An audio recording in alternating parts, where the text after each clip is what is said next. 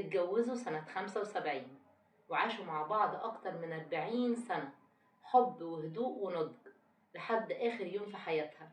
فاتن قالت عنه: معاه حسيت إن ربنا بيطيب خاطري، ومعاه رجعت أضحك من تاني، رجعت أشتغل وأنا مطمنة، رجعت ست قوية مش مجرد نجمة.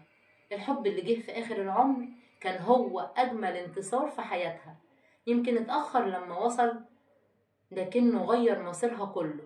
فاتن حمامة قصة بتقول لكل واحدة موجوعة: مهما اتكسرتي لسه في بداية جديدة مستنياكي، واللي ربنا كاتبه بيجي في الوقت اللي بينقذ فيه روحك. فاتن حمامة الست اللي رجعت من الضياع والانكسار وبدأت من جديد بقصة حب هادية صادقة، بتقول إن العمر ما يمنعش الفرح. قصة حبها مع زوجها محمد عبد الوهاب مش بس كانت بداية جديدة، كانت جبر لخاطرها